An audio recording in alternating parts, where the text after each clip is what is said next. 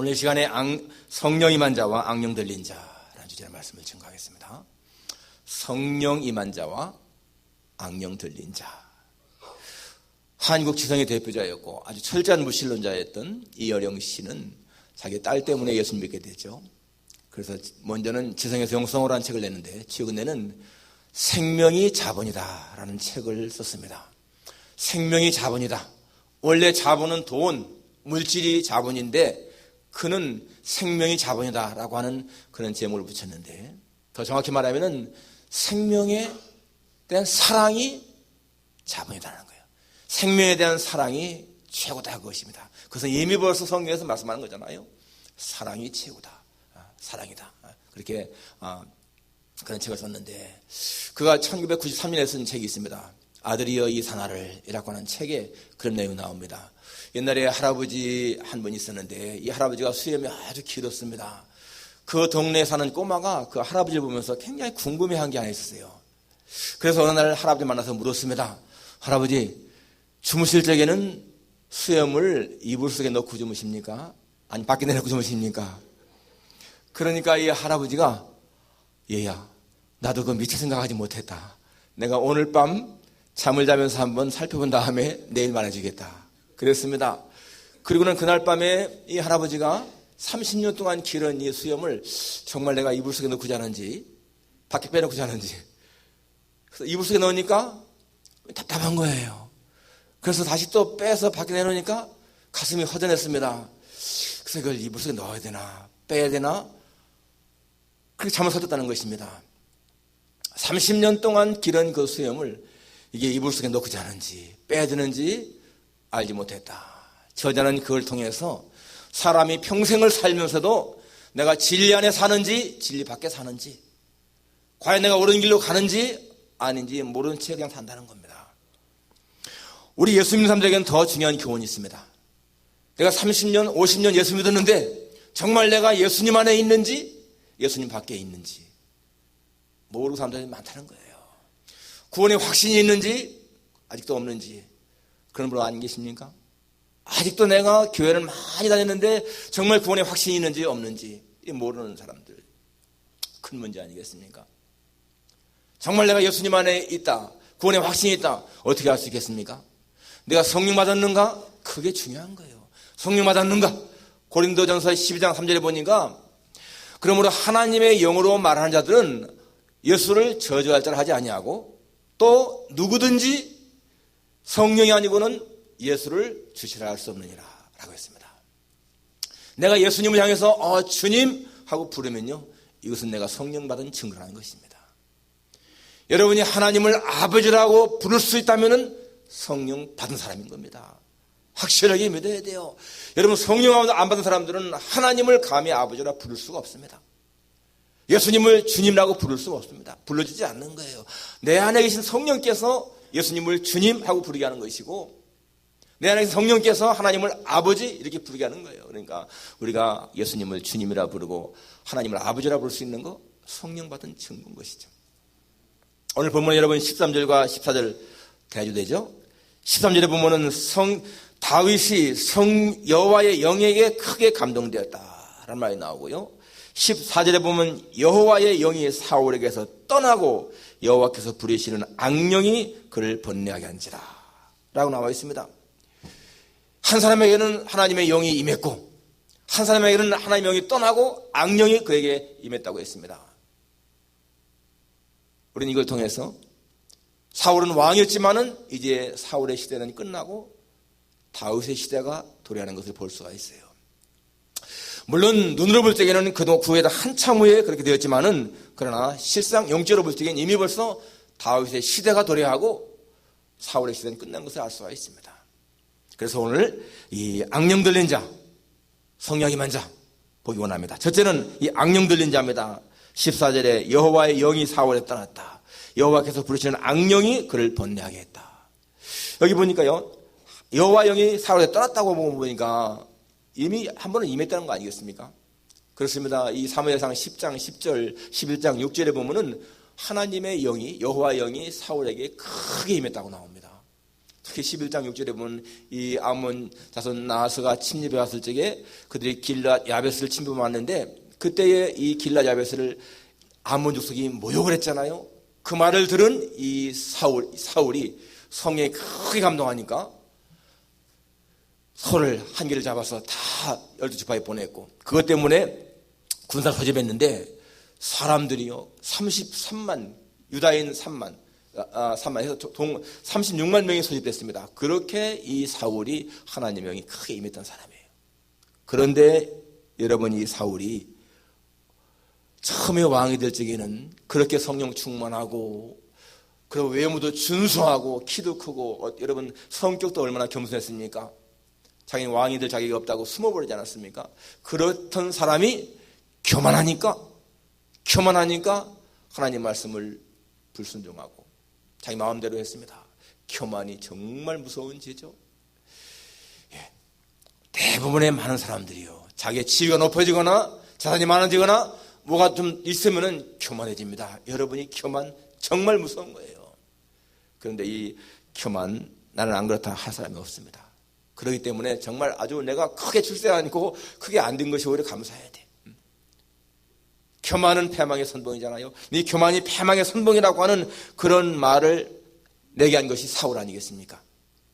그러니까 이 사울이 차라리 평범하게 살았다면 훨씬 좋았을 텐데 왕 된 것 때문에 그의 일생이 아주 불행했습니다. 그런데 우리가 이 사무엘상 15장 26절에 나오는 것처럼 사울이 먼저 하나님을 버렸기 때문에 하나님이 사울을 버렸다고 말합니다. 절대로 하나님이 먼저 사울을 버린 것이 아니고 사울이 하나님을 버렸기 때문에 하나님이 사울을 버렸다라고 나옵니다. 우리가 기억해야 됩니다. 절대로요 하나님은 우리를 먼저 버리신 분이 아니라는 거예요. 하나님은 끝까지 우리를 사랑하시는데 우리가 먼저 하나님을 버린다는 것입니다.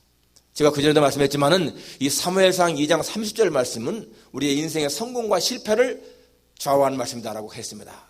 무슨 말씀입니까? 하나님 말씀에 나를 존경하는 자를 내가 존경히 여기고 나를 멸시하는 자를 내가 경멸하리라.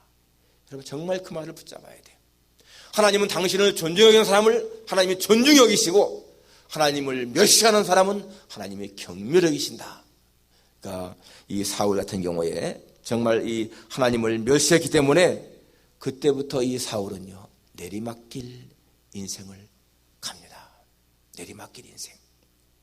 우리는 처음엔 비록 연약할지라도 점점 이렇게 올라가는 상승하는 그런 삶을 살아야 되죠. 우리의 믿음도 마찬가지입니다. 처음엔 약할지라도 세월이 갈수록 점점 상승하는 그런 삶. 그래서 주 앞에 갈 때는 더 완숙한 성화된 그런 믿음을 보여야 되는데 처음에 잘 됐다가 나중에 떨어지는 그런 삶은 불행한 삶이잖아요.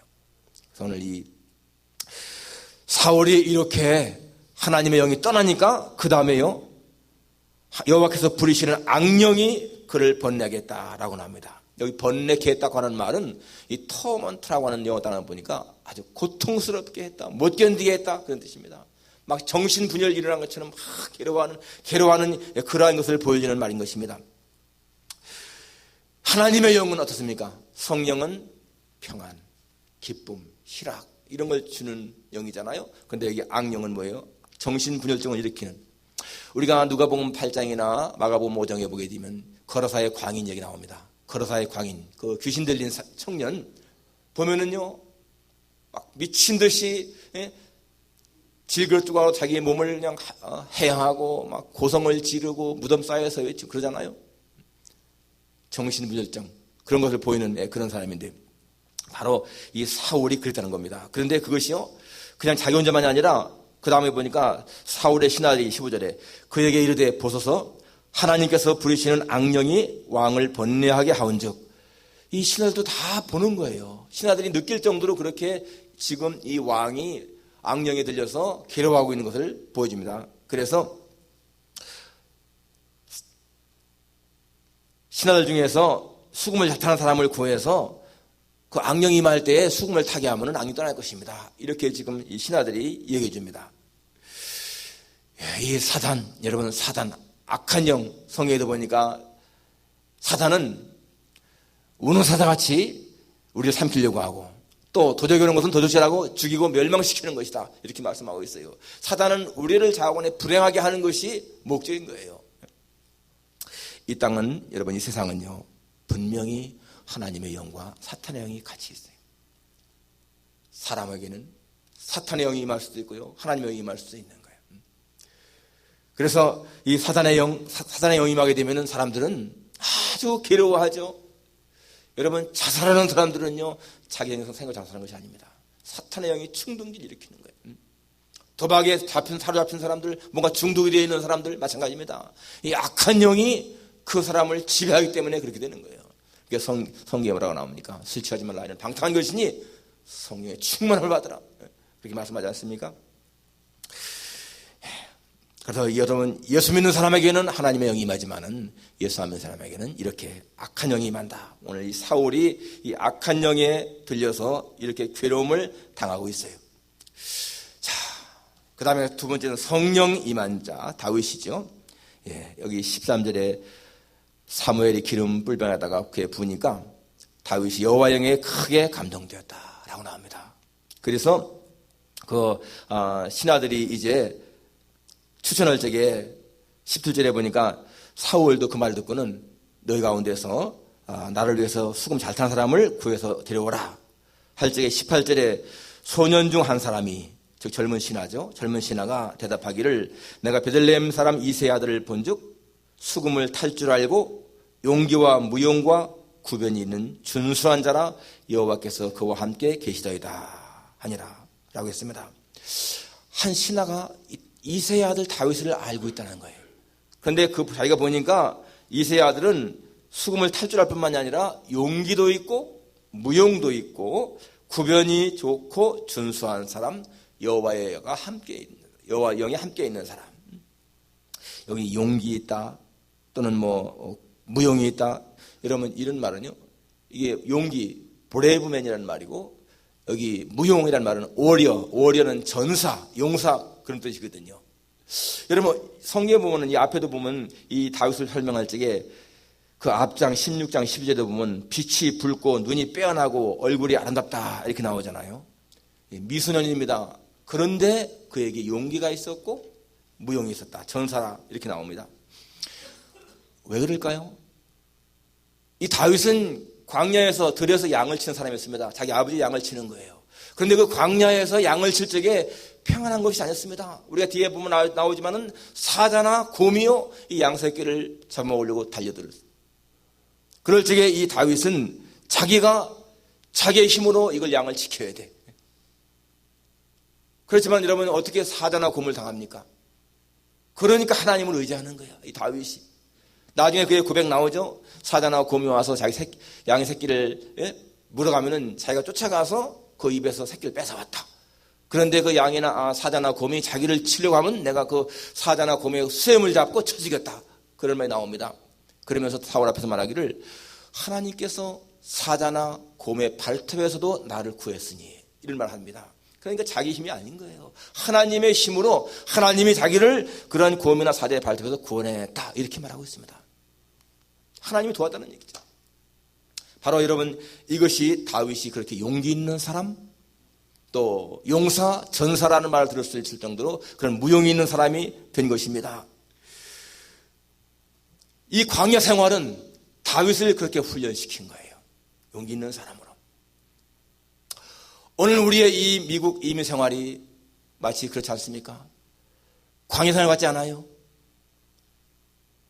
어떤 분들이야 좀 편안하게 오신 분도 계시겠지만은 제가 볼 적에 대부분의 분들은 이 미국에 올 적에 거의 맨손으로 왔고 이 미국에 와서 처음부터 시작한 사람들이 많을 거예요.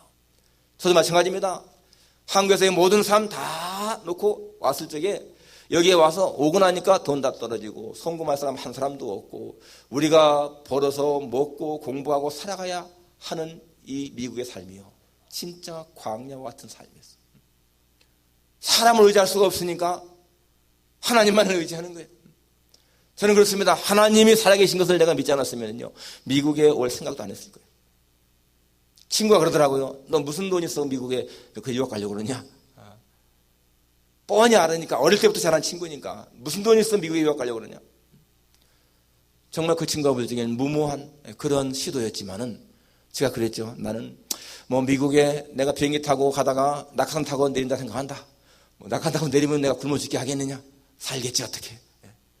그러나 그런 말 속에는 하나님에 대한 믿음이 있는 거예요. 하나님이 지키신다, 도우신다. 그리고 정말 미국에 생활하면서 여러분 힘든 일이 많이 있었지만은 내가 과거에 오히려 17살 때 서울에서 방황하면서 살 때만큼은 고생 덜한 것 같아. 그때는 서울 살 적에는요 굶기도 했습니다. 사흘씩 먹을 게 진짜 없어가지고 굶기도 하고 잠잘 곳이 없어가지고 독서실에서 잠을 자고 막 그랬는데 미국에 와서는 굶은 적 한 끼도 없어요.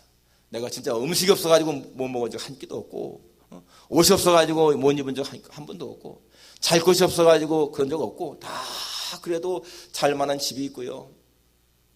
그렇더라고. 광야와 같은 그런 삶이지만은 사람을 의지할 수가 없으니까 하나님만을 의지하는 그런 마음이 생기더라고요. 아마 여러분도 다 그러실 것 같아요. 그리고 지금까지 살아오는 동안에 정말 어려운 일이 많이 있었지만은 그때마다 다 피할 길을 주시잖아요. 여러분 정말 피할 수 없어가지고 확 넘어지고 쓰러지고 그런 적이 있어요.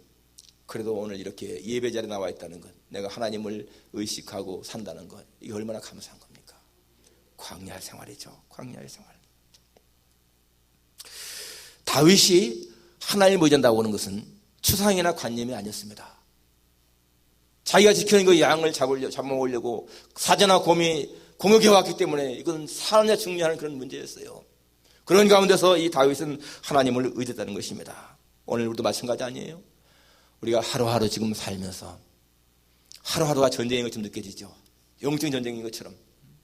그래서 내가 하루만 일하지 않아도 큰일 날 것 같은 그러한 느끼지 않습니까? 주급생활 하시는 분들은 하루 빠지게 되면 당장 하루에 일당이 안 나오잖아. 저희 하나도 그전에 그러더라고요. 봉제공 다닐 적에.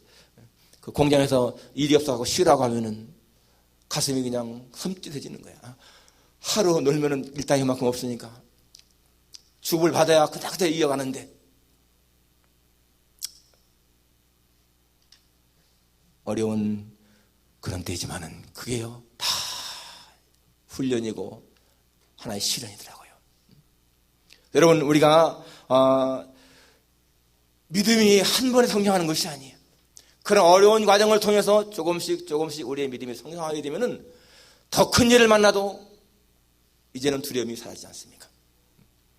그러니까 어떤 시련이라고 하는 것은, 고난이라고 하는 것은 절대로 우리를 불행하게 하는 것이 아니고 그걸 통해서 우리의 믿음도 우리의 인격도 성숙하는 거 아니겠습니까? 우리가 하나님을 의지한다. 여러분 이게 얼마나 중요한 거예요. 하나님 모르는 사람들은 어려움을 당할 적에 의지할 게 없잖아. 그러니까 사람을 의지하고 돈을 의지하고 그러다가 사기당하고 망하고 막 그러지 않습니까? 우리가 하나님을 의지할 적에는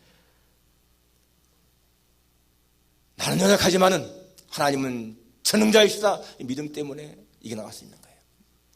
그래서 여러분 우리의 믿음이 훈련을 통해서 성장하는 것입니다. 우리가 믿음이 약할 적에는 두려움을 느끼지만은 믿음이 강하게 되면 두려움을 이기잖아요. 여러분이 다윗이요 이렇게 광야에서의 삶을 살았기 때문에 사자나 곰도 상대에 싸웠기 때문에 나중에는 골리앗 앞에 나갈 적에도 두려움을 몰랐던 거예요. 그가 그냥 골리앗 앞에 나갈 적에 그냥 나간 것이 아니죠. 그만한 미래의 훈련이 있던 것을 우리가 알 수 있지 않습니까? 그리고 여러분 정말 이 다윗이요 골리앗을 그냥 우연히 죽였을까요? 어떻게 그냥 한번 우연히 딱 물에 던졌는데 그 이마에 박혀서 죽었을까요? 아니요. 다윗은 광야에서 양을 지키면서 끊임없이 이 물맷돌 던지는 훈련을 했을 거예요. 하루에도 수백 번 막 던지지 않았겠어요? 우리가 영화를 볼 적에 저 서부 영화 보게 되면 뭐 총잡이들 말이에요.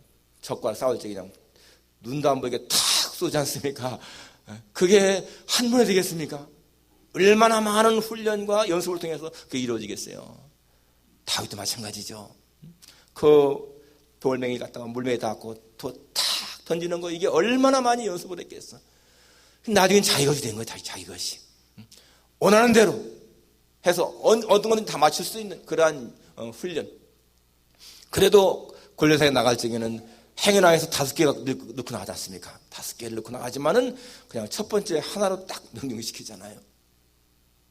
훈련, 반복, 연습이죠. 여러분, 이것이요 그런 것만이 아닙니다. 우리의 삶도 마찬가지예요. 우리의 신앙생활도 그런 연습, 훈련, 반복이 필요한 거예요. 여러분, 우리가 성도는 기도해야 되는데 어쩌다가 한번 기도하면서 하나님이 왜 응답 안 하시나? 그게 응답이 되겠어요? 기도도 훈련이 필요하죠. 성경에 뭐라고 합니까? 쉬지 말고 기도하라 하지 않습니까? 매일 생활 속에서 기도하는 거야.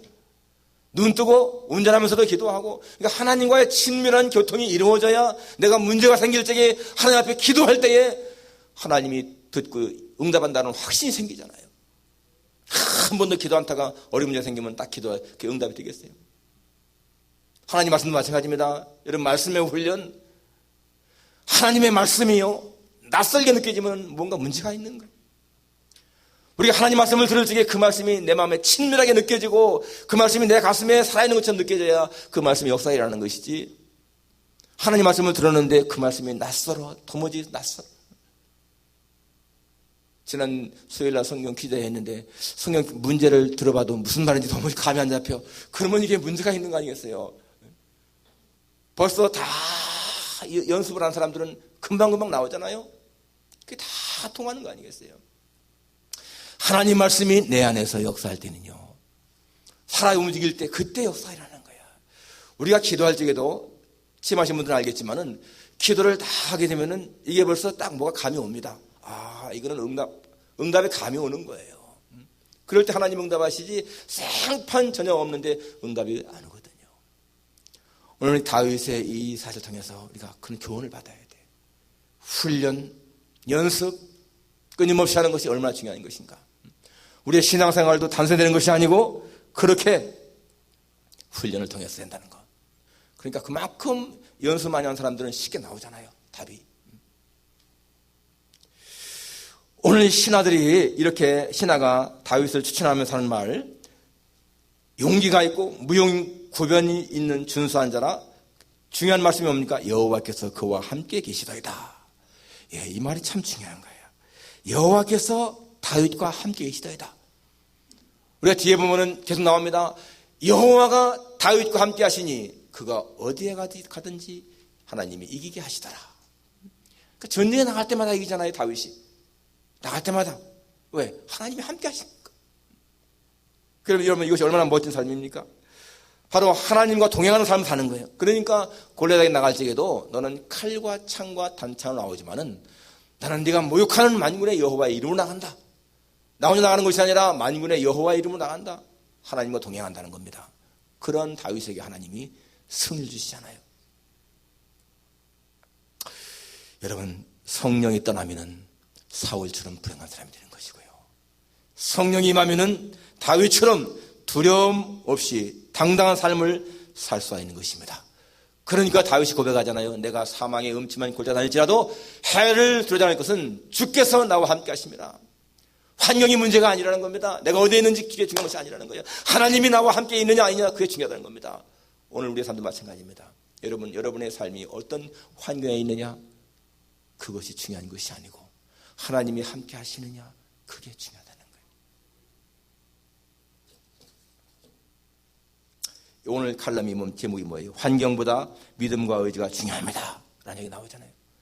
여기 최규철 씨의 그 내용을 썼는데요, 그렇게 화상을 입어서 완전히 귀신 같은 그런 형상을 가진 사람이 됐지만은 그런 환경 가운데서도 믿음으로 승리의 삶을 사는 이분의 삶이 얼마나 멋있는지 한번 읽어보십시오.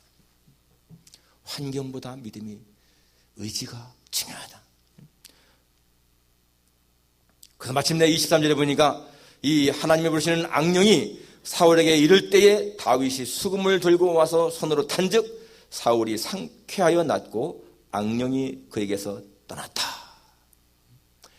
다윗은 하나님의 영이 임한 사람은 이렇게 어려움을 당한 사람을 돕는 그런 삶을 살게 됐다는 것입니다. 사울에게 도움을 주는 그런 삶을 살겠다는 것입니다. 여러분, 우리가 가져야 할 중요한 확신만 있지만은요, 구원의 확신. 내가 구원받았다. 이거는 절대로 마음에 끝까지 새겨야 돼요. 교회에 나와 앉아있는데도 나는 구원의 확신이 뭔지 모르겠다. 불행한 사람입니다. 예수님은 초청하고 있어요. 부르시는 겁니다. 내가 문을 두드린다. 문을 열면 내가 들어가서 같이 먹고 마시겠다. 예수님을 영접하게 되면 하나님의 자녀가 된다. 그런데도 우리 마음에 문빗장을 닫고 있는 사람이 있다는 얘기예요. 그러면 안 되죠. 불행한 삶인 것입니다. 구원의 확신. 내 영혼이 예수님에 의해서 구원받았다. 절대로 여러분, 우리의 인생은요, 이 생만이 아닙니다. 이 상 후에 죽음 너머의 생은요, 영원한 것입니다. 저는 그래서 그렇게 말합니다. 인생은 짧다. 그러나 인생은 영원하다. 여러분, 이 지상에서의 삶이요, 1초가 우리 지상에서 100년이라면은 우리의 내세는 천년 만년 영원한 거예요. 이 땅에서 100년의 삶이 1초밖에 안 된다면은 우리 내생은 영원한 것이기 때문에 천년 만년이라는 것입니다. 그런데 그 영원한 삶이 이 1초에 이 땅에서 삶으로 결정된다. 그러니까 여러분, 죽고 난 다음에 후회 사람들이 많을 거야. 지옥 가는 사람들은 내가 왜 생전에 예수 안 믿었을까? 그렇게 기회가 많이 있는데도 구원의 확신 절대 변치 않으면 안 되죠. 그리고 성령이 내 안에 계시다.